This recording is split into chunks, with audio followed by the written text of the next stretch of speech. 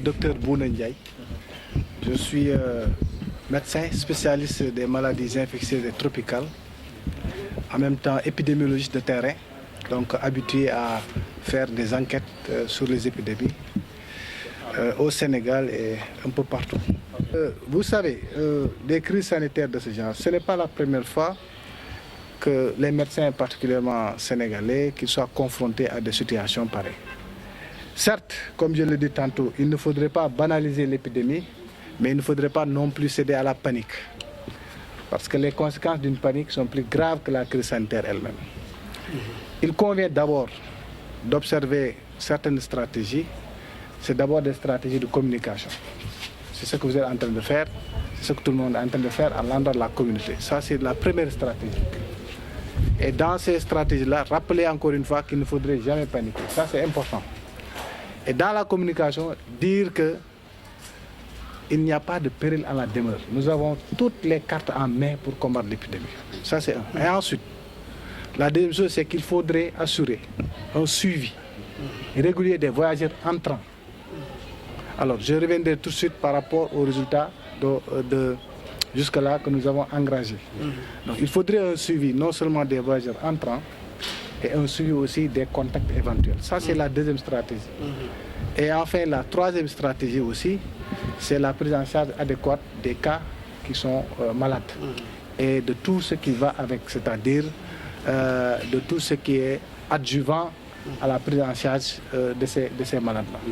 Voilà un peu des stratégies en gros qu'on doit développer pour combattre cette épidémie. Ça fait partie des activités de prévention. Donc, et normalement, nous devrons l'avoir dans pratiquement tous les édifices publics. En tout cas, tout édifice qui est capable de recevoir du public devrait disposer donc de dispositifs de lavage des mains.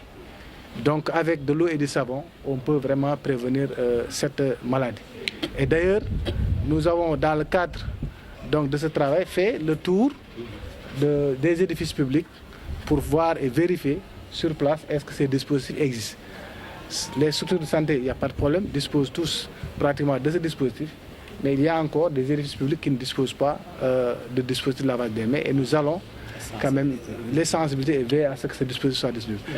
Oui, sur ce que je peux vous dire par rapport à la lutte, jusqu'à ce jour,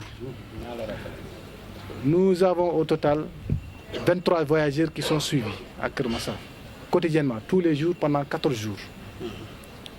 Et nous avons eu 2 cas suspects que nous avons investigués, qui se sont révélés négatifs.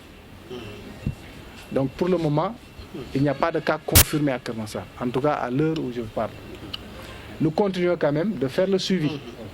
Ce matin, nous avons eu 4 appels. C'est des voyageurs qui sont dans la communauté. Nous allons essayer de voir. Certes, comme je vous l'ai dit, cela veut dire qu'il faudrait que chaque concitoyen participe à l'effort de lutte que l'État mène contre cette pandémie.